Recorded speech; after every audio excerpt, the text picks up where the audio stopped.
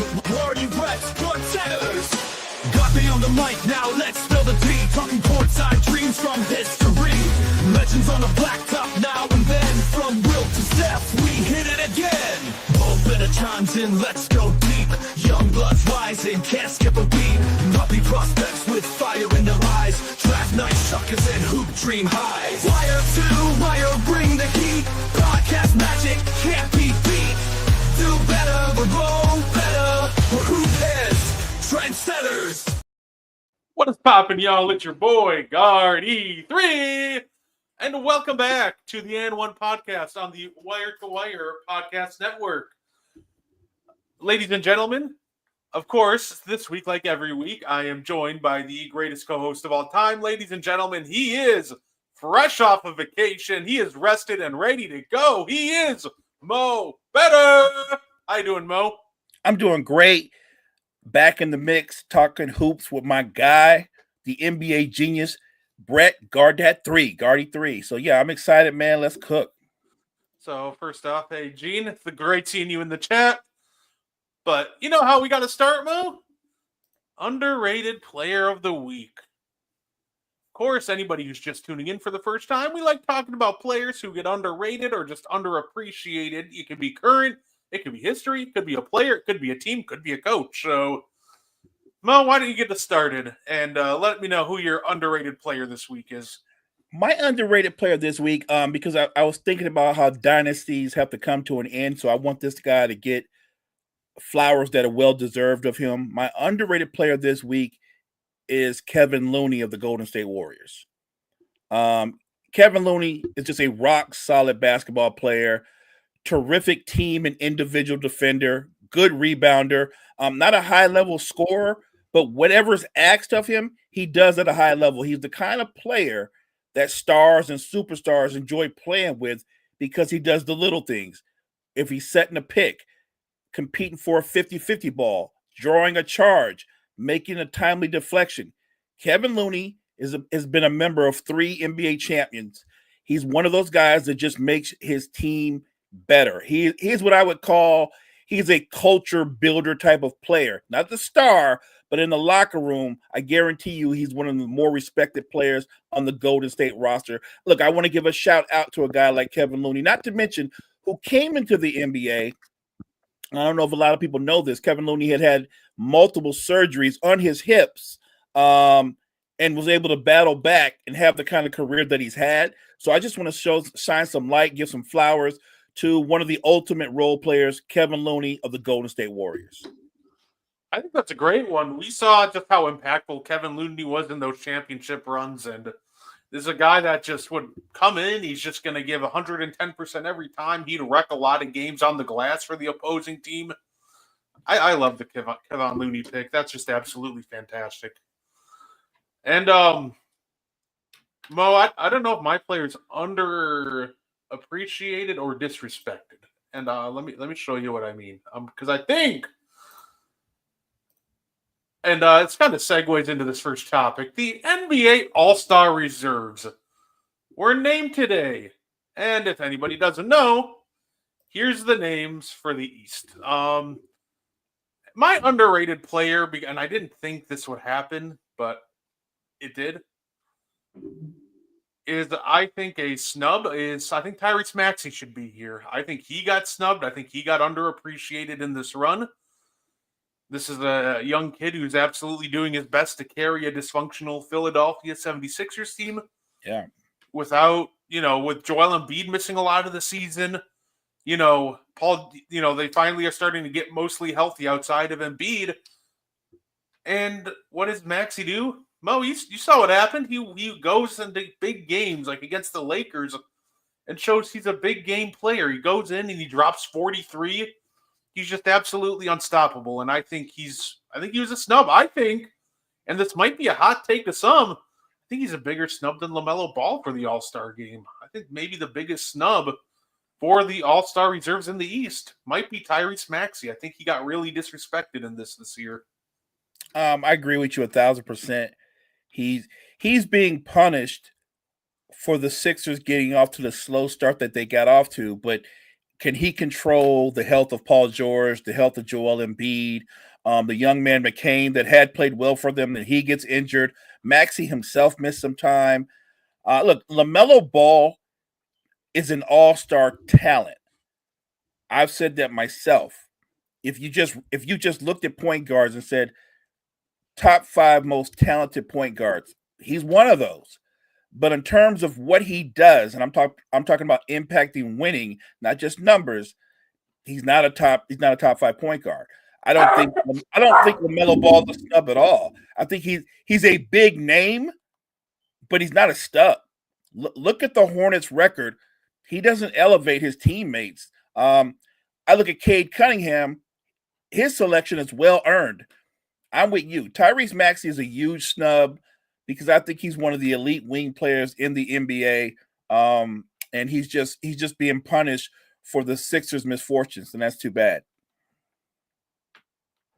And there's another name, Mo, and I think this guy really benefited from just having a very shallow forward depth in the East that he made it.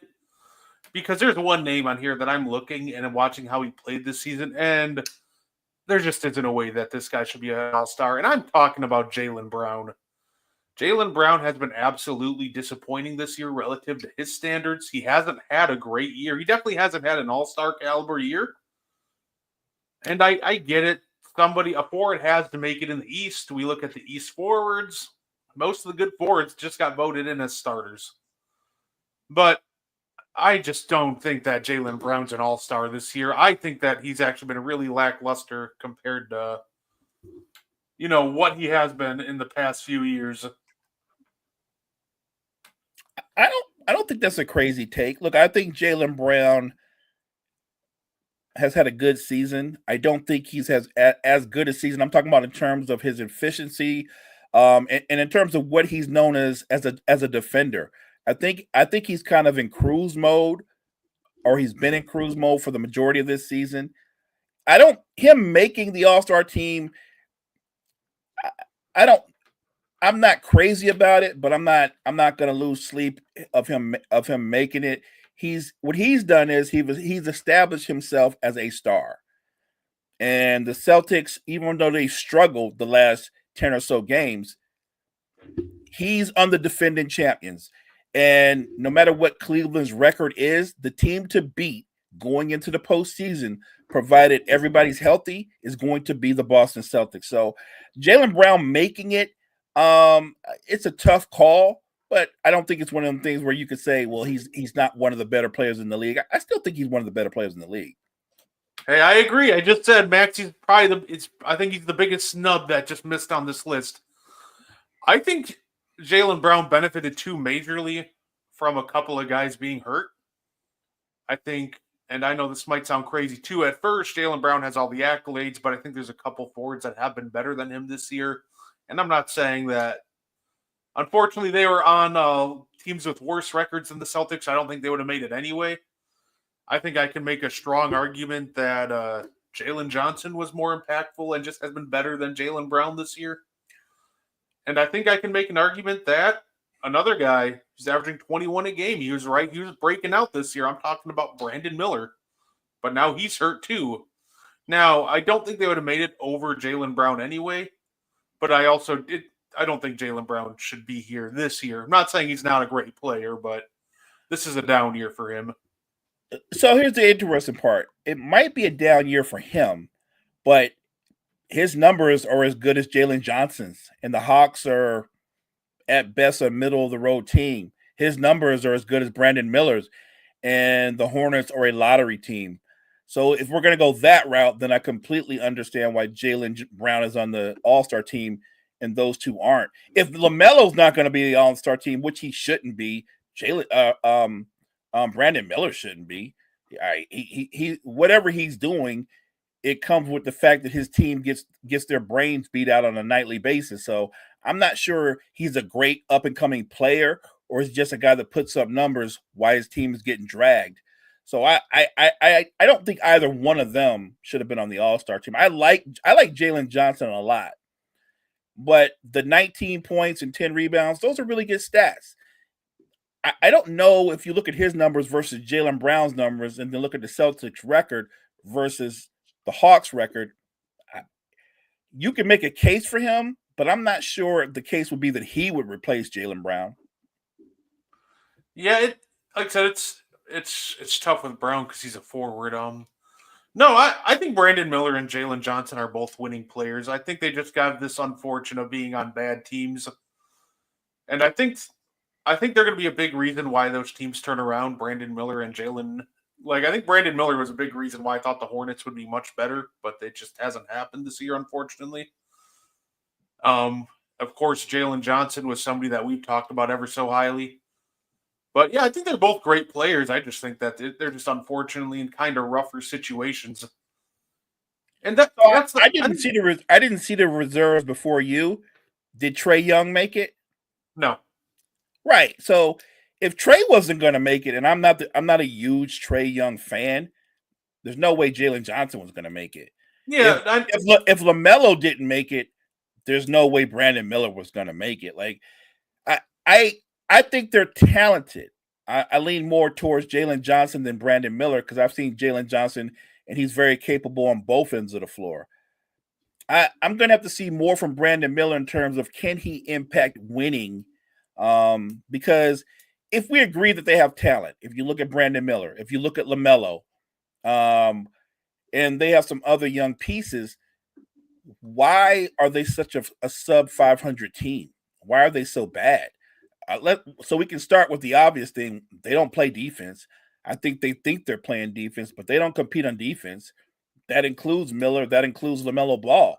So is that coaching? Is that culture? Is that the players? Like, I think the coach is a talented young coach, but is he the type of coach that can get through to somebody like a LaMelo Ball or a Brandon Miller? That remains to be seen. I think a big reason why it's funny, right? Because I think I'll acknowledge LaMelo Ball's having a fantastic year, but I do think that he's just as big of a problem on the Hornets, like a bigger problem than people think when it comes to his defense, because his defense half the time is just foul, wrap him up, and then for on offense, I think one of the biggest issues too is when it comes to LaMelo Ball. I think he's a fantastic talent. Once again, I'm not knocking him, but this is also a guy who has 7 assists, but he's averaging almost 4 turnovers a game. And his shooting percentages just aren't great. I think with LaMelo, I think what he's missing is I think he just needs to take better care of the basketball and just try a little harder on defense. For Brandon Miller, I just think the talent's there, and he's kind of putting it together already. But when he's getting stuck with, a lot of just negative defenders and kind of just careless basketball around him, I think it's just a tough situation for him to be in. And I'm hoping that doesn't rub off on him. And let's not forget with LaMelo, I know he's listed as a point guard, and we talk about him as a point guard. When your point guard takes 23, 24 shots a game, he's not really a point guard. He's a shooting guard that will pass the ball from time to time. What point guard takes 24 shots a game and we call him a point guard? Point guards, they normally, they aren't really shooting that much. I think he has all the talent in the world, and I think that he's going to get there one day.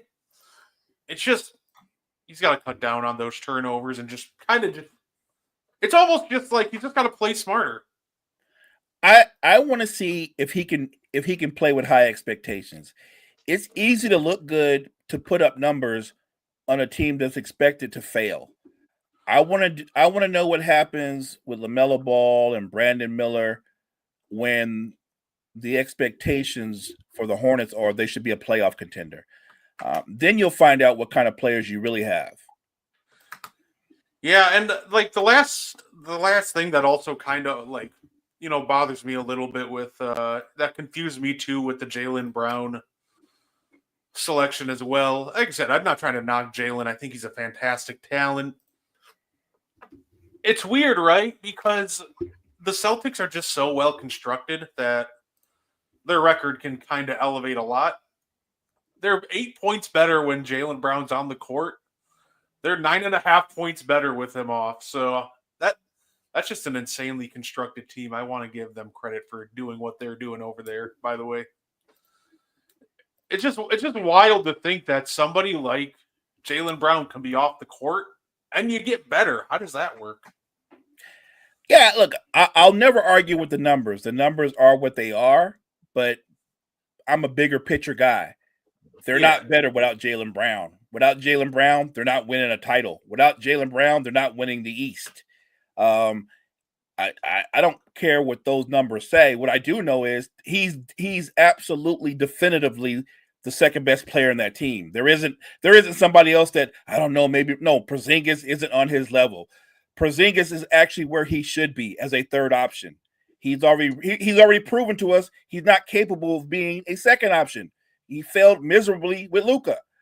So the numbers can show you one thing, but it's sort of like the plus minus thing. Yeah. I've seen a plus minus where a guy had 1 rebound, a steal, and 2 missed shots, but he had like a plus 18. What was he giving the team? Good feelings? I don't understand how that works. So yeah, a stat like that says they're better without Jaylen. It's sort of like the Warriors. The Warriors are 6-3 without Steph. Do I think that means they should sit Steph for the rest of the year and then they'll win a lot more games without Steph? No, because I know they're not a better team without Steph Curry. So it's an interesting stat. Do you actually believe the Celtics are better without Jaylen Brown? Of course not. No, I don't believe that either. They're definitely a much better team with him on the court. It's Jalen Johnson, for reference. They're a straight up even team with him off the court. They're a +8 with him on. So, hey, next year it's going to be the year Jalen Johnson All-Star. I think Brandon Miller probably a couple of years away, but I think Jalen Johnson's closer than we think. But you know what? I'm going to flip over to the West. Actually, we got some questions in the chat. I want to acknowledge them real quick. Pascal will be the last one. Yeah, absolutely. No LaMelo Ball and Tyrese Maxey makes these lists a sham. Can someone help me understand why Tyler Hero over Tyrese Maxey? I feel like a homer, but what am I missing? I'm with you. I'm with you, Gene. I give Hero credit for having a great year for Hero, but he's not having a better year than Maxey. And by any metric, is he better than Maxey? No. I'm with you. I don't think Tyler Hero should be on the All-Star team. Yeah, I think Tyler's having a fantastic year, and I think is giving him a boost, really. I think it's the drama with Jimmy Butler. I think they're looking at this like, oh, look at all the drama and dysfunction, and he's still producing. But at that point, like, you could say the same about Maxey, and then it's almost like, well, heat culture, so you get that boost. So it's almost like Brett, you and I know. Nope, nobody's enjoying the Jimmy drama more than Tyler Hero. with Jimmy being suspended and being out, what does that mean for Tyler Hero? I'm the number one option. I'm the man. I get to put up 19, 20 shots a night. So he won't say it publicly, but I'm sure Tyler Hero is more than good with Jimmy Butler being suspended and eventually at some point being traded. See, Pascal and Sengun will be the last two left. I'm going to talk about Sengun in a minute. Don't even worry about it. No John Morant, Swiper the Fox, but you give me Harden, yucky poo. And Hero has no business. I'm with you. But this is what I would say. I know we come at James Harden real hard for his shortcomings in the postseason. Making the All-Star team is a regular season. It's a regular season acknowledgement. If you've seen what the Clippers have done, if you've anybody came into this season with a straight face and told me the Clippers were going to be where they're at, I'd have been like, come on, man, keep it a buck. We thought they were going to be a lottery team. James Harden has had a terrific season. James Harden has an all-star. He's had a better season than Hero. He's had a better season than a lot of guys. I don't think James Harden being on the all-star team is a mistake at all. He is rightly where he deserves to be. If anything, I think you could more so argue that someone like De'Aaron Fox may be over Jalen Williams, actually, probably before James Harden this year. Jalen's been fantastic, but I think you can make an argument that Harden's been better than him this year. Yeah, and right. And here's the thing. Obviously, you got SGA, OKC's tremendous, and I think J Dub is going to make multiple All-Star teams. But look at the Clippers top to bottom, and look what he's done with that squad. It's not even close. So the De'Aaron Fox thing, I was thinking about that, but I was like, you see the numbers. He's playing well, and yet I don't know, man. You look, it's really close. It's really tight. If you want to say you would take De'Aaron Fox over James Harden, I wouldn't. I think Harden is doing more with less. Yeah, and well, yeah, that's like I said. I think really, the story was there with LaMelo. I think it's just more record and. Yeah, look, I Cottrell, I got you. He puts up a lot of numbers, but I'm with Isaiah Thomas. This isn't a new thing. On really, really bad teams that get the breaks beat out of them, somebody's the leading scorer. LaMelo Ball's the leading scorer on a bad team. And he does a lot of things good, but what he doesn't do is he doesn't elevate his teammates. He doesn't impact winning. He just puts up numbers while they get the breaks beat out of them. Shaq would draft all big. Actually, he'd probably do the opposite because Shaq just seems to hate on every single big man possible. He'd probably just take all the guards. 21. I see. I really don't think Ja's been oft injured, and he's been having a very down year as well. So I think there's a real argument for Fox that should be a reserve, but I'm with you, Brett. I don't think Ja Morant should have made the team. I mean, it's not that he's had a bad year, but it was a couple of years ago. We thought this guy was a candidate for the face of the league, right? Yeah. He's had a good year, but he hasn't had a superstar like season. I would say he's been good, but not special. Think about this. His numbers are kind of comparable to James Harden, except James Harden is 36 years old. You feel me? Oh yeah. And the one guy that talking about Sengun, well, I don't think he's the Rocket that should have made it. I think Sengun's having a good year. I think he's having a great year. But I think the guy that stirs the pot over in Houston, and I think what hurt him is he started coming off the bench. Give me Amen Thompson. I think Amen Thompson is the most impactful player on the Houston Rockets. He's their best player. And I think he's just the best player on the Houston Rockets. I'm not moved. I know some people argue Jalen Green. I'm not moved by his random 1 month of hot streaks every year. Sengun, I think he's the best. Sengun's weird, right? Because he impacts the game with the ball in his hands. Post him up, he can make the right read. It's almost very Domantas Sabonis-like in that regard. I think Amen Thompson he can impact the game with or without the ball in his hands. He's an elite defender.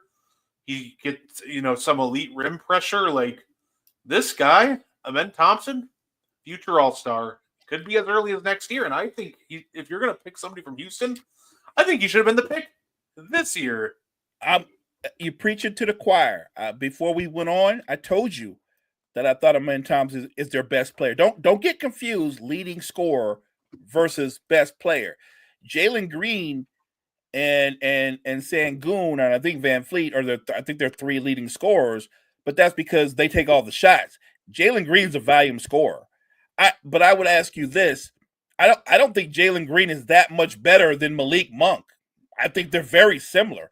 If he's better, maybe he's more athletic, maybe more explosive. But if Jalen Green is your best player, there's a ceiling to the amount of success you can have. And I feel the same way about Sengun. I think they're both good players, but if they're your two best players, I think Houston's built for the regular season. If Houston is going to go on a deep playoff run, it's not going to be because of them. It's going to be because of Amen Thompson. It's going to be because of Tyree Eason. It's going to be because of other guys. I get it. I get it. I love what Houston has done this season, but they're doing it primarily, Brett, on just outworking people. If you look at them, I'm talking about their shooting splits from their leading scorers, they're god awful. They're god awful. And you get into the playoffs in a 7-game series, and everybody recognizes you have no consistent perimeter shooting. I'm just saying. I don't think I have no problem with Şengün making it. I just think Amir Thompson is their best player. Yeah, honestly, I actually think that Cottrell nails this one here. I think it should have been Domantas Sabonis. I think he got overlooked real hard too. And I think he should have made it over Şengün, but I think if you're picking somebody from Houston, it should have been Thompson. I just wanted to throw this up there too to give people more of an idea why James Harden was an All-Star this year. Isn't that crazy? And like this is a guy so far that he really hasn't missed any games. He's been a workhorse for that team, and he's really brought stability. Like because I acknowledge that the Grizzlies would be a lot worse without Ja Morant. Absolutely. They were pretty terrible last year. No questions asked. But I could only imagine where the Clippers would be without James Harden this year. This is a team that missed Kawhi Leonard for half the year, and a team that a lot of people really didn't believe in at all. And James Harden somehow kept this team above water. Not only above water, they're like the 6th seed. Right. Let me add one more thing because Cottrell makes a really good point. Thompson is who the Warriors think Kuminga is. He's right. The only thing is Kuminga's not Thompson. He's not. And if I'm Golden State, how are you not trying to move him? Yeah, absolutely. So to summarize, I think we both agree that East biggest snub, Tyrese Maxey. Yeah. In the West, I really believe it's Domantas Sabonis. I actually like the guard selections. I think you can argue Fox over Williams, but I think for sure Sabonis was better than Şengün so far. But I also think if you're picking a Rocket, I would have taken a Men. But I think him being on the bench for half the year is what kind of killed that. So what's interesting for me is that like the way they do it now is so there's they pick a couple of bigs, right? You're going to pick a couple of bigs, right? By default. Yeah. I'm not so sure they shouldn't go the route that you and I did when we do certain teams where we don't go by if you're a big or not. We're just going by who the better player is. I'm saying that to say this. I like Domantas Sabonis. I like him a lot. But I feel like when you watch him play, when you watch the Kings play, I just think that his numbers are a lot of empty calories. Like, sure, he's got any given night, 20 points, 19 rebounds, 7 or 8 assists, and yet they're a mediocre team. And I guess a lot of people, they look at the box score, but watch the Kings, watch multiple games. For everything that he does well offensively, he doesn't do anything well defensively. He doesn't do anything. If you can score a little bit, if he's guarding you, you're going to score a lot. He just doesn't do anything. And he's really good at scoring when he's on the move. But if you throw it into the post to him and say, get us a bucket, can't do it. Don't have the footwork, don't have the skill set. He can't do it. And that was a big problem we saw in that Golden State series. Draymond just manhandled him. Kevin Looney clamped him. Matter of fact, whenever they still play now, people will go to the box score and go look at his numbers. But Kevin Looney matches up with him for whatever reason. He's his kryptonite. Yeah, that's it. And speaking of the Kings, and I'm sure you heard, Mo, there's a certain guy who it looks like he's on his way out of Sacramento. De'Aaron Fox has requested a trade. Rich Paul apparently told the Kings, you might as well look to move him now. He ain't coming back. So I think the big question is, and we might as well start with the one place that's number one on his list, and that's the San Antonio Spurs. That's smart. That's smart on his part. It's weird. Do you think anybody's untouchable in that roster, not named Wembanyama, to get De'Aaron Fox? Nope. By the way, I love the young man, the rookie Castle. Love him. Absolutely love him. But if you can get De'Aaron Fox right now, to me, it would be very unspurs like, because it'd be one of them kind of moves where they would be like, rather than wait to develop somebody, we already got somebody who's a bona fide star right now to go with Wemby. The thing I like about San Antonio, if they're actually in the mix, and I don't know how interested they are in pursuing that trade, but if they are, you and I both know they have the assets to make it happen. They're almost the only other team that's more ideal than San Antonio is a team that I know won't do that because they have no interest, and that would be OKC, because they have more picks and they have a ton of assets. But San Antonio, they have the picks and they have the player assets to make a De'Aaron Fox move happen. If I were San Antonio, if I wanted to be a little bit difficult, I'd be like, well, you're not getting Wemby. I want to keep Castle. If we're gonna make it happen, I want to keep Castle. But it depends on how bad you want De'Aaron Fox. If Sacramento stands on business and they're trying to get back something valuable in return, I want Castle. If I can't get Castle in any deal with the Spurs, then I'm gonna move on from the Spurs and go look for a better package. Yeah, I think that they definitely shouldn't throw Castle out there right away. I would try to keep him, but I don't think he should be like the breaking point in getting De'Aaron Fox. For sure. You have the chance to add a star caliber guard while Wemby's still on his rookie contract, and that star guard's only 27 with an improving shooting touch every year. So I think his game will age perfectly fine. I think that's an opportunity that you have to jump on. Obviously, you don't start high and try to, work your way down. If I'm the Spurs, I'm not dangling Castle right away. I'm going to see if I can make it work without getting rid of him. But if push comes to shove, yeah, I think you trade Castle and, to get a hands on somebody like De'Aaron Fox. Because I was talking to somebody and they were like, well, I want to, develop Castle and keep this defensive identity going. And my thought is, so what are you hoping Castle develops into? Because whatever he develops into, it isn't going to be a player as good as De'Aaron Fox.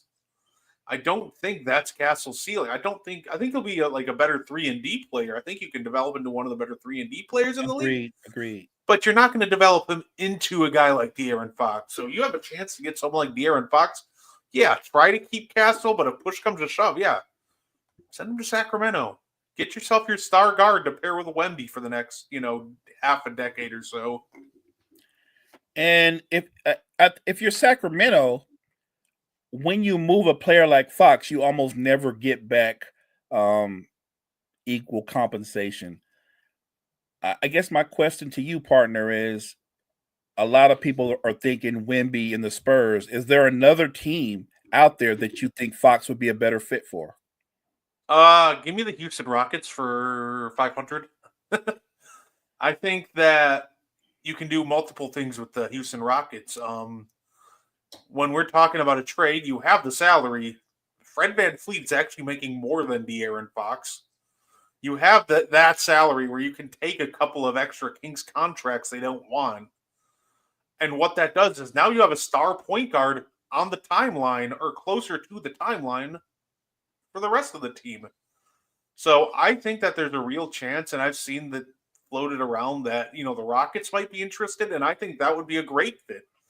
Because now I'm imagining this really fun vision of De'Aaron Fox, Tari Eason, Amen Thompson, Jalen Green all running the break together.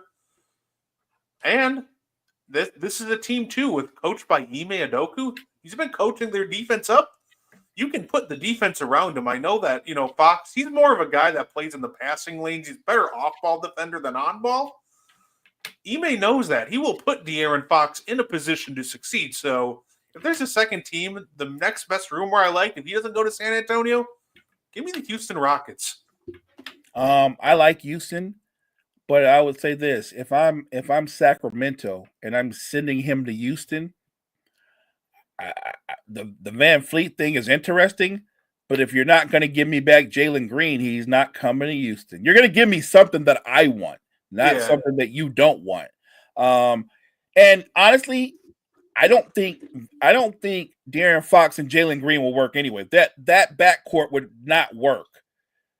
Jalen Green is already he's a volume scorer who with a horrible shot selection. That will absolutely not work. So I have to assume you're either going to move off of Jalen Green, or put him in a role that I think he belongs in, where he should be the first guy off the bench, which he probably wouldn't handle very well. Because, like I said, if I'm Sacramento, you can offer me Van Fleet, but I'm not taking him. I want Jalen Green. I want one of your young guys. I know you're not going to give me Amen Thompson. I already heard Udoka say Torrey Eason is untouchable, him and Thompson. So you're not giving me them. I don't really want Dillon Brooks because he's older than I want to go. So all that's left that's appealing to me on your roster is Jalen Green. That's all I would. They'd have to get maybe a third team involved because you probably would still have to move Van Fleet, but I don't think that his final destination would be Sacramento. I would send Jalen Green out so fast for De'Aaron Fox. I'm just imagining, Mo, and this would be the most hilarious duo too in this reality. Are you going to run a backcourt with Jalen Green and Malik Monk just chucking up the worst shot selection you've ever seen? Only broken up by DeMar DeRozan contested middies? Like, it genuinely might turn into if you're a fan of mid-range basketball and really bad shots, Sacramento would be the team for you at that point. If that trade goes through, Brett, the next guy to ask for a trade is Domantas Sabonis. Yeah. Any chance the Sixers can blow it up? Are George and Embiid even tradable? I don't think any contract's untradeable. Now, I think Embiid will still have I think you can still get a good package for Embiid because of how good he is. Right.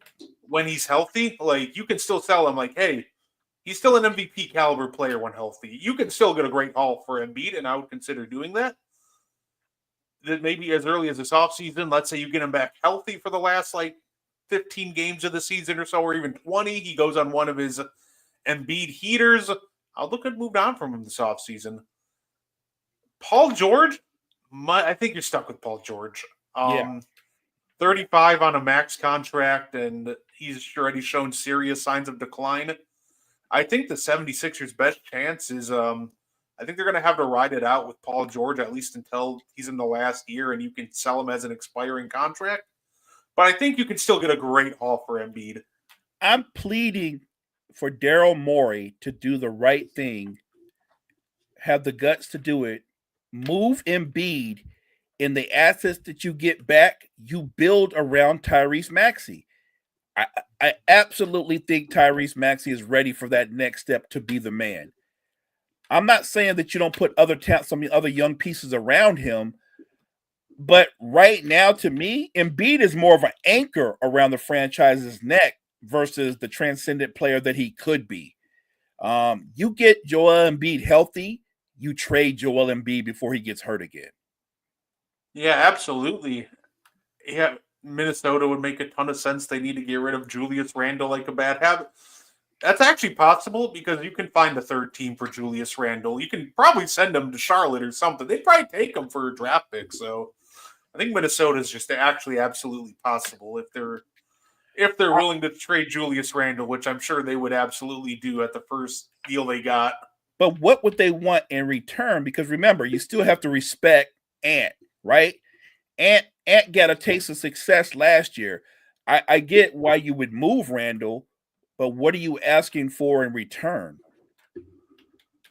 Yeah, that's the tough part. They've pretty much traded all their assets, right? I think using the Randle contract, they could actually get themselves up to De'Aaron Fox level money.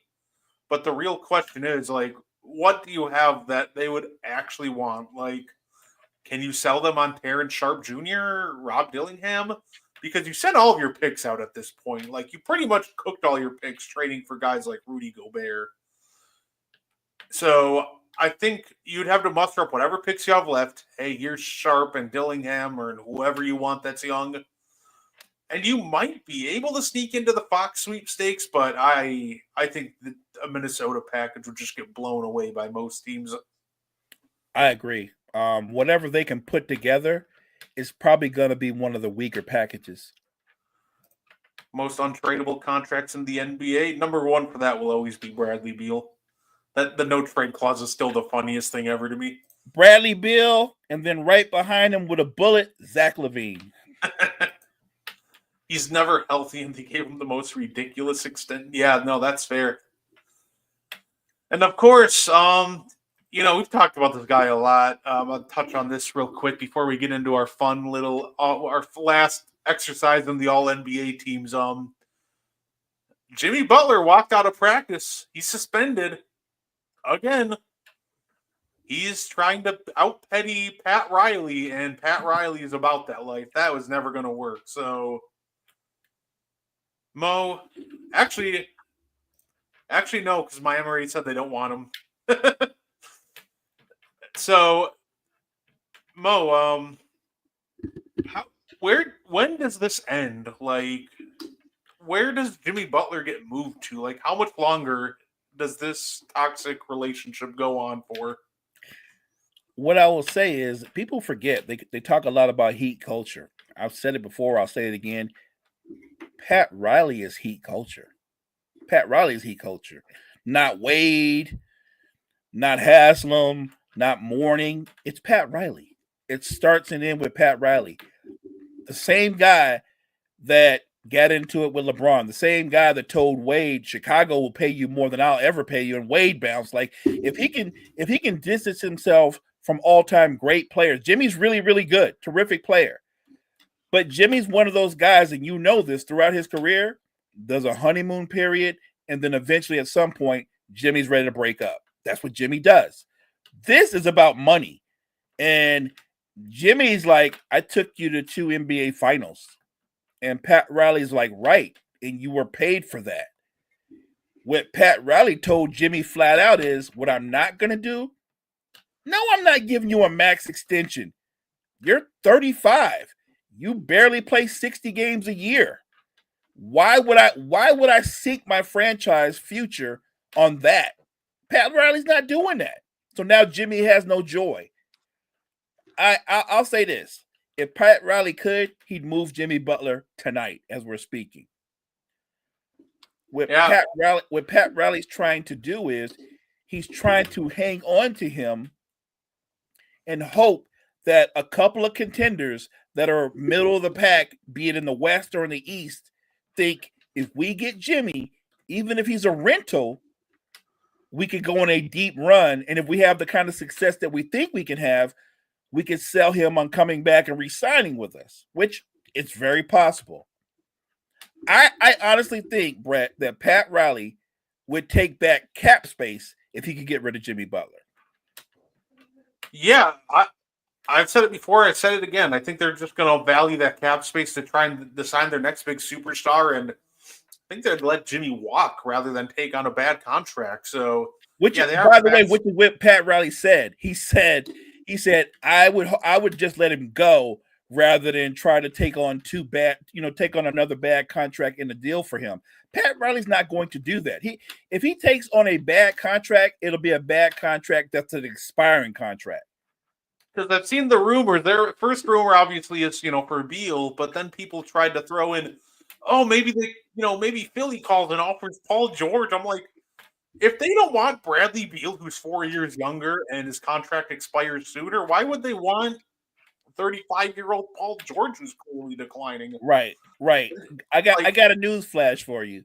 Paul George coming in there with that contract that he has, that's the contract that Jimmy wants. If Pat Riley's not going to give Jimmy that, he don't want to inhale Paul George's contract. That the Sixers are stuck with that one. Like Paul George, he is going to be a Sixer for the majority of that contract. Yeah, I think obviously the most realistic option is still the Phoenix Suns. I think they have to find a way. The tough part is they have to find a way to dump off Beal. But I think that's where Jimmy wants to go, and I think that's just where he ends up because he knows that new owner will give him a max. He will pay him. He's already shown a willingness to pay aging stars, and he will do it again for Jimmy Butler, and Jimmy knows it. So that's why he lost his smile, Mr. Shawn Michaels. But I'm sure that HBK will find it once he lands in Phoenix. You're right. That particular owner the owner of the Suns, will give Jimmy a max deal. He has no problem throwing money away, throwing the future of the franchise away. He truly and look. I agree with him from this standpoint.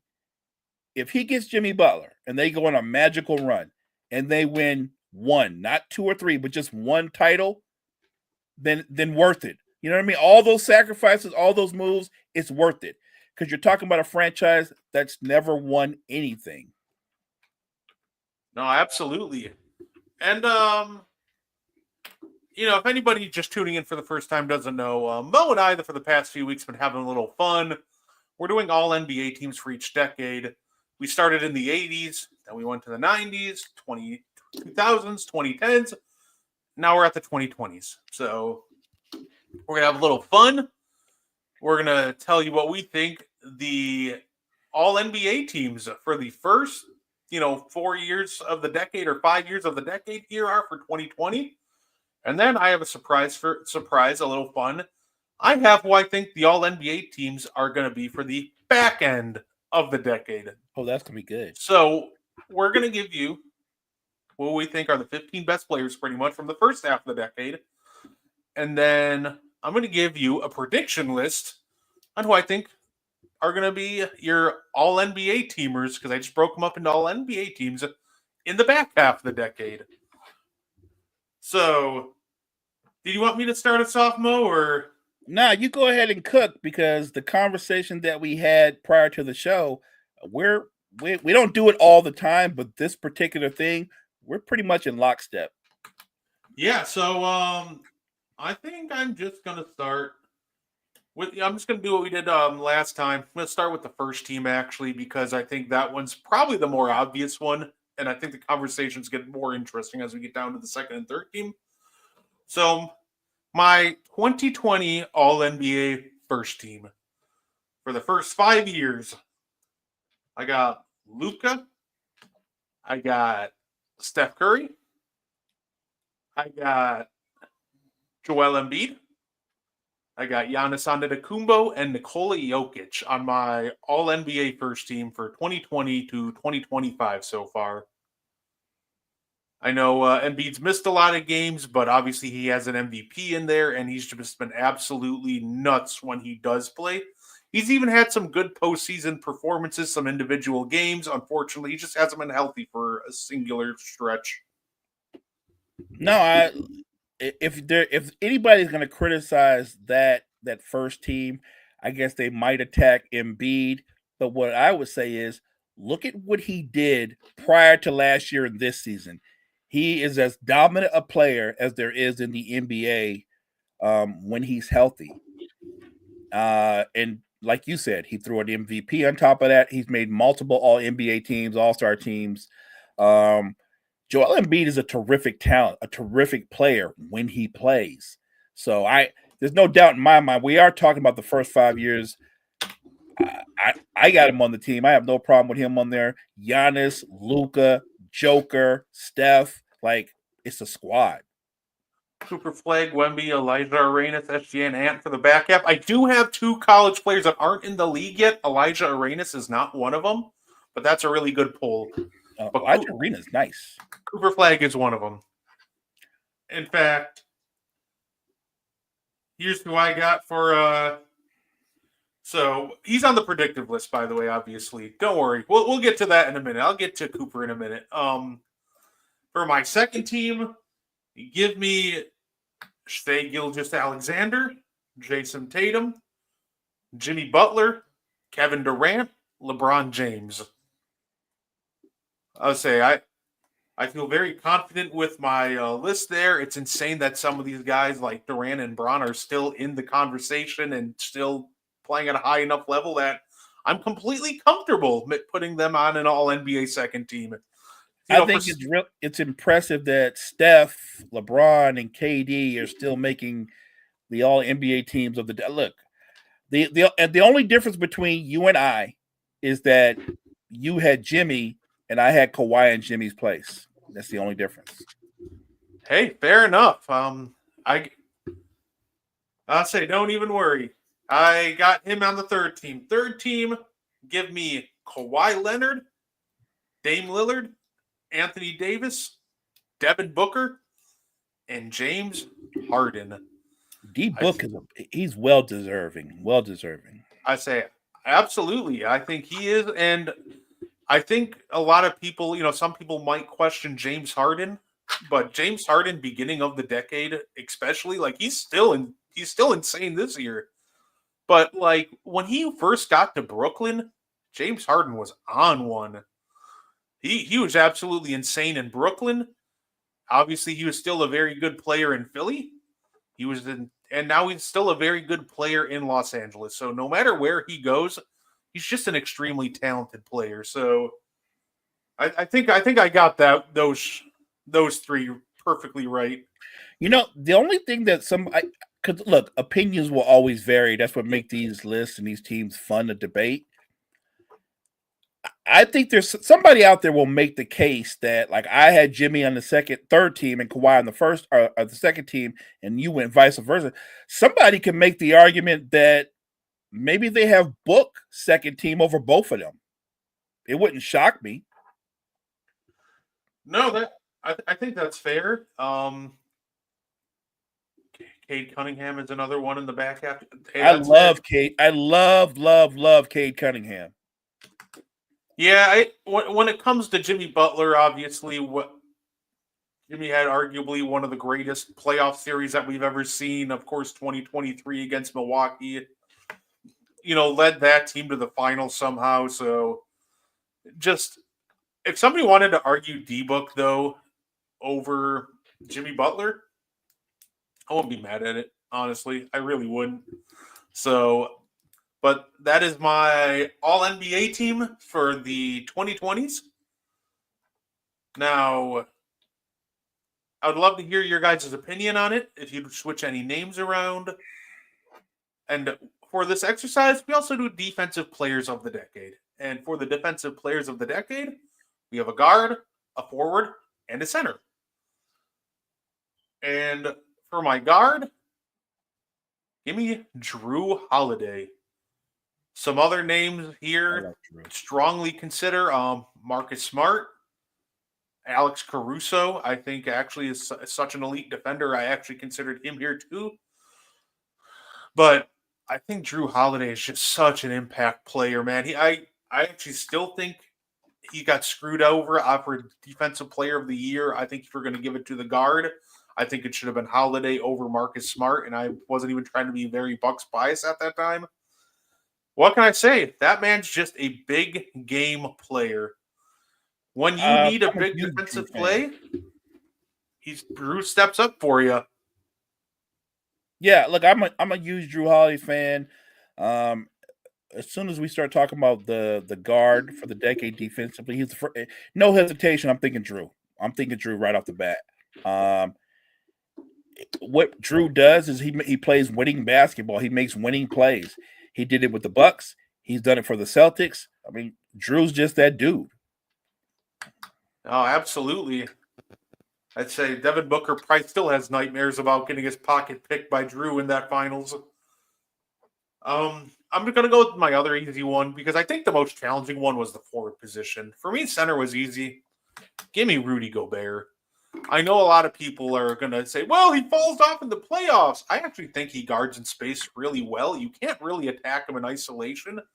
And the names that actually get him in isolation, they'll be like, well, Luka Doncic got him. Steph Curry got him. Like, oh, so the all-time great offensive players can get him in isolation. He's a guy that can absolutely take most defenses pretty much every year of his career with the exception of this year. He's taken every single defense straight to the top 10, no matter how offensively slanted the teams are. A unit with Jordan Clarkson, Donovan Mitchell, Bojan Bogdanovic should be nowhere near the top 10 in defense. And these guys were all playing important minutes. Even Mike Conley, who was a solid defender for him, was still aging. But at the end of the day, Rudy still led a lot of bad Jazz defenses up into the top 10. He anchored the Timberwolves defense, and a lot of people will be like, well, Karl Anthony Towns was the one that mainly guarded Jokic, because I've seen that argument, and all I hear is, oh, so the scheme was have Karl Anthony Towns front Jokic and have Gobert be the weak side rim protector? Yeah, that sounds like the perfect game plan for Jokic. So I got Rudy Gobert at center. When you look at Rudy Gobert's skill set and for all he's done, I think people forget it's not like he came in and he was touted as a great scorer. For the skill set that he walked in, and he's doing it in this league, Brett, which every time we hear a pundit or a commentator talk, 9 times out of 10, they're saying if you're a center that's not like Joker or not like Embiid, then you can't play in this league. And Rudy Gobert has been the dominant defensive force in terms of rim protection and rebounding in the NBA the last 6-7 years easily. So I have no problem with him being picked as a center because he's been that dude. His consistency, I feel like sometimes he's getting killed for the consistency that you get from him year in and year out. I know he doesn't blow the doors off of you offensively, but he never has. That's not his game.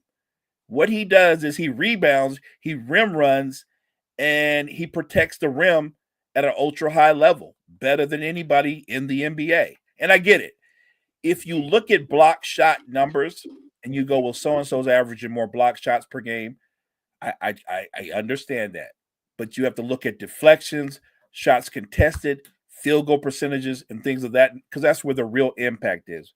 Rudy Gobert, in a weird way, is almost underrated. He almost reminds me of a good like cornerback, right? When people are like, well, he doesn't have that many interceptions. Like, yeah, because nobody throws his way. Right. Rudy's right. not going to have as many blocked shots because as soon as they see him at the rim, they're like, no, we're not doing this anymore. And they pull it back out. So now AD, I actually just kind of put him in the forward category, even though he probably should be in the center category. But I always think of AD more as a forward than a center. I do too, because when I see him match up against, say, somebody like Joker, just too much. He can't do anything with him. AD's best defense against Joker, if you've ever watched him match up, is his offense. But actually guarding him outright, he can't.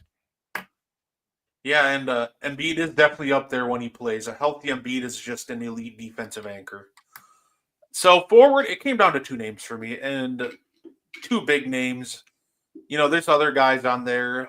Shout out to someone like Herb Jones, has been absolutely terrific. I like Herb Jones. But I actually like him and Trey Murphy. For me, there's a 2-way battle for the best defensive center for forward. Anthony Davis or Giannis Antetokounmpo. That's a good one.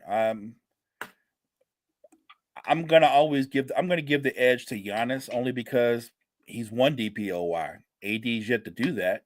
He might get one.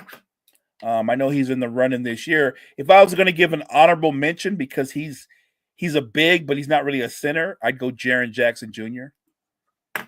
Yeah, absolutely. And that's kind of where I went. And listen, when it comes to AD or Giannis defensively, I think it's super close.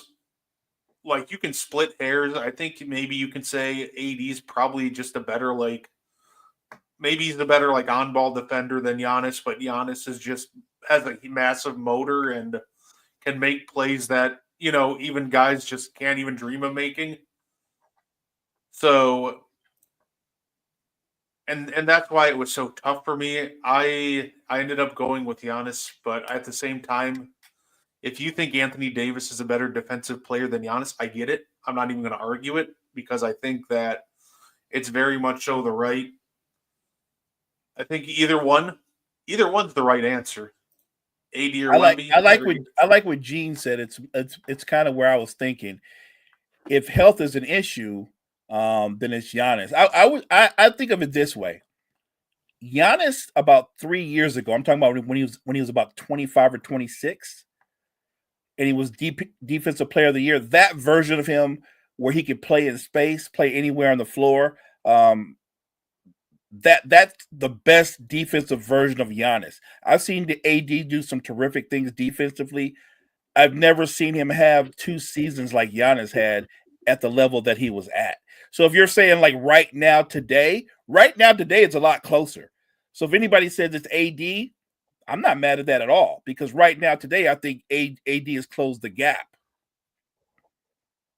Yeah, absolutely. And that's kind of where my difference was too, was in the first half of the decade. And I think the biggest difference between them, because I think their skills are so close, is really just comes down to motor. I think Giannis just doesn't give up on plays like ever. He's very relentless in that regard. And he's a bit more relentless than Anthony Davis on that end. He might be one of the most relentless defenders, like superstars that we've seen in a minute. Like there's nothing that he won't try to contest, deflect. So yeah, like I said, love Anthony Davis, and I think it's close, but I'm taking Giannis. And my MVP for the 2020s, I'm sure you can guess, it's Nikola Jokic. Someone like Jokic, he is when he retires, you can argue that he might be just one of the greatest offensive talents the game has ever seen. And I think if we were to do a top 10 of greatest offensive engines, talents to build your offense around, I think Nikola Jokic is already in the top half of that. I don't know if I can name three guys that I'd rather build my offense around more than Nikola Jokic at this point. That's just how insane he is offensively. So if you're in the accolades, the interesting thing about Joker for me, he's the first player in a really long time that I look at and think that in terms of accolades, I think he's going to catch Kareem in terms of accolades. I could see Joker having 5 or 6 MVPs before he's done. I could see him adding another title or two before he's done. Like and we're talking about like somebody who's been thoroughly locked in is no worse than the third greatest player of all time. And I'm telling you, I think Joker's going to challenge him in accolades. And if you challenge him in accolades, it creates a whole different conversation when we start talking about that top 10 again. Yeah, and I think obviously my runner-up was Giannis, and I think what kills Giannis is just Jokic has been healthier. I think health really came into this one. I think if Giannis gave us like full playoff runs and seasons just playing at top health, he could very well be the answer here. But the last 2 years, he's been banged up. He's been hurt at the worst times. He's missed out pretty much on the last 2 playoff series, save for like a game and a half. So, yeah, I'd say my runner-up is Giannis. Maybe Joker's advantage, Brett, is that he's not a freakish athlete like Giannis. He you know what I mean? Like You're not going to go like Joker's not quite as quick as he used to be, or he can't quite elevate over that phone book like he did in his rookie year. Like you look at Joker and you go, his game is going to age amazing. Like I knew Tim Duncan's game was going to age well. I think Joker's game is going to age like that. No, absolutely.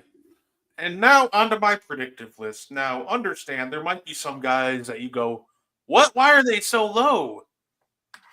Obviously, I'm predicting what's going to happen in the next 5 years. So I'm not going to put LeBron on my predictive list because he's going to age out. Jimmy Butler's going to be aged out. There's a lot of superstars that you know and love that I think are just going to be aged out of the conversation at this point. So I'm going to give you my predictive all NBA team for the next 5 years. And like I said, I got a couple people in here that haven't even been drafted yet. So took a couple of swings here. My first team, though, I think it's pretty odd. I think the next 5 years, the best players, Jokic, to shock of no one. Give me Shai Gilgeous-Alexander. Give me Victor Wembanyama, Luka Doncic, and give me Giannis. I think Giannis is adding a mid-range game. We've already seen it. He's hitting 47% of his middies. And I think if he continues to build on that, I think he can still give us 2 to 3 elite years. And elite to Giannis, for me, to me that's enough to keep him in the first team, because an elite Giannis is just still arguably the greatest two-way player on the planet. So That is my predictive all NBA first team for the next 5 years. I think it's a strong first team. I do. The only player that I would say who could probably break into that, Anthony Edwards. I think I mean, what is he right now? 22, 23? I don't think he's peaked. I think Ant could be for the next 5 years. Don't ask me who I think he moves out, because you're talking about moving out all-time great players. But I think Anthony Edwards is going to have one of those top 5 spots. I'm going to tell you, if he moves out anybody, I actually think it will be Giannis. I think, health could get to Giannis and make this look bad in a couple of years. But I think with him adding a jumper, like even if that mid-range and that 15-footer stays consistent, which he's shot mid-rangers at, high levels before, so I don't see why it wouldn't be. I think he's still got another 2 to 3 years, but I think if somebody gets moved out, I think it'd be Giannis, just due to injury and play style. But I got you. and John Tatum are the interesting ones. Hey, fair enough. I agree. Now, not everybody's going to agree with my second team, and that's okay. That's why I like this. I like controversy and conversation. So, on my second team, give me Anthony Edwards. Give me Devin Booker. Got Jason Tatum. Give me Cooper Flag. And this is the one where I don't think a lot of people will agree with. But you got to remember, I made a prediction that this guy will be an MVP in the future. Give me Paulo Banchero. I think that this guy has the ability to become an elite two-way player. And I know that one might be a little controversial, because then I'm leaving Ja Morant for the third team. But I think with some more consistent shooting and continued development, I think Paulo could very well be one of the 10 best players in the game for the next second half of the decade. And we kind of saw that before the injury. He was just absolutely insane to start the year. You know what? Cottrell hit on it a little bit. The intriguing ones, you mentioned Tatum. I think the most intriguing player who you didn't have on any of the list is Ja Morant, because as a fan, and I'm a huge Ja Morant, I'm a fan, but because so much of his game is predicated on his freakish athleticism and quickness, and he tends to be injured often, I don't know how that's going to look a few years from now. More importantly, I hope I'm wrong, I hope Ja Morant's career and his body doesn't wind up the same way that Steve Francis's career and his body wound up, because they're very similar in what they were at their very best. And I just hope Ja finds a way to add more to his game, so we don't always have to look for the highlight dunk. But I don't know how his game is going to age. I hope it ages well. But when you're one of those guys that so much of what you do is based on explosion, how does that look 4 or 5 years from now? I don't know. Yeah, and that's all. And I still have Ja in here. He's on my third team. So my third team, I put Ja Morant. Now this guy, I think I put him on here because I think he has a game that can age well. I just think that there are 10 guys that'll, elevate higher than him in the next 5 years. I'm talking about Kevin Durant. I think he can still play at a high level and be a top 15 player over the next 5 years, just due to his play style and body just being perfect for it. Give me, now here's one of my bold ones. Give me Chet Holmgren. That's an interesting pick. Okay. I'm not mad at that. And then my second Magic on here. Give me Franz Wagner. Oh, Franz got you. I got you. Look, Franz got game. He got a lot of game. I'm not mad at anybody on the third team. The only one that I'm I'm curious about or not sure about, and it's the obvious one. It's Kevin Durant because as great as he's been, um, and we talk about, well, he's still giving you 25 a night. He is still giving you 25 a night, but you are seeing the signs of age. You can get up into him. You can slow him down more. I don't think he's going to be one of the better players in the next 3 or 4 years. I'm trying to envision Kevin Durant at 39. I don't know how that's going to look. He might still be effective, but is he going to be an elite player at 39? I don't know about that. That'll be really, look, if he still is, that's really impressive and amazing. But I'm gonna have to see that. Hey, fair enough. And I have one more. Hey, Cottrell, I apologize, by the way, if I say his name wrong. I have trouble pronouncing his name. But it's AJ Nasta from, if anybody hasn't heard about this kid, he is probably going to be the first overall pick in the 2026 draft. He's out of BYU, and he's just an absolutely insane talent. AJ can pretty much do anything that you want on a basketball court. I think he's got to work on his playmaking a little bit, but it's weird because it almost feels like, yep, the BYU commit. You know it. It's weird because you watch him play, and you look like he could be like, you go, man, that looks like kind of like Paul George-ish, but then you go, he actually looks better. I think he can be better than Paul George. And Paul George at his peak was an MVP caliber talent. So Great. I think that the two college kids that are really going to run, kind of dominate the league as long as they get into the right situations, Cooper Flagg, who I think at his floor, I was kind of telling you this earlier, I think Cooper Flagg's floor is like AK-47 with much better passing. And I think his ceiling is Hall of Fame level. I think his ceiling is very Scottie Pippen-ish. So I like kind of a two-way defending playmaker, very good finisher. So those are my two college kids that I think will be top 15 players. Some other names that were considered for this exercise. My honorable predictive mentions, Cade Cunningham. I almost put him in over Kevin Durant, which if you want to do that too, I don't blame you. You know what? I'll raise my hand on that one. Over the next 5 years, yeah, I think Cade Cunningham will be a better player than Kevin Durant. Cameron Boozer, but the only reason I didn't put him in is because I believe he's the 2027 draft. Arenas is nice. Elijah Arenas was also a name considered. I definitely tried to look at like all different possibility of names. Look, I'm as big as you are on Cooper Flagg.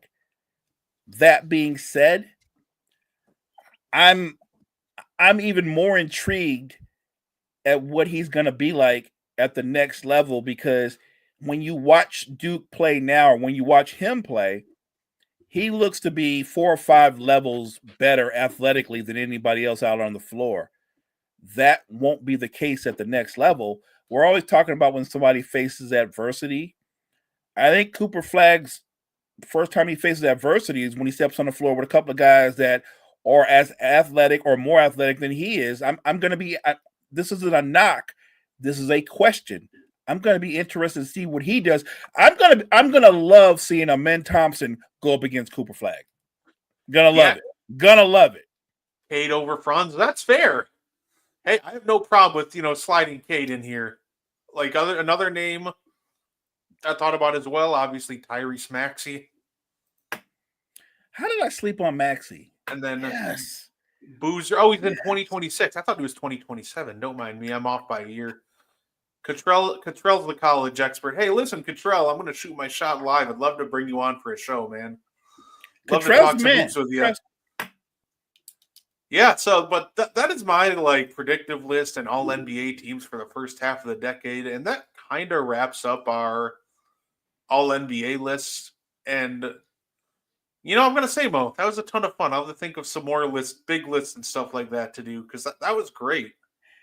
These kind of shows, when we do them, they go super fast because we can get engaged in a back and forth over each player. But I love that. And I love when the chat is as live as this chat was. Chat, you guys are on fire. Appreciate you guys so much. Yeah, look, you keep cooking up something in that basketball mind of yours and that lab of yours. Throw it out there. I'm here for it. You know I am. I'm always excited to come on and chop it up with you. And I can't wait till next Thursday when we do it all again. Thursday kind of sucked for me normally, but we can figure it out. Hey, like I said, just listen. Let me know whatever day works for you. We'll definitely love to have you on. I know for sure I was gonna ask Control if you, because eventually, and this is way in the future, but I want to do like an NBA draft show, exactly like we do with Sideline to Sideline for the NFL draft, and just kind of give reactions to the 2025 prospect class.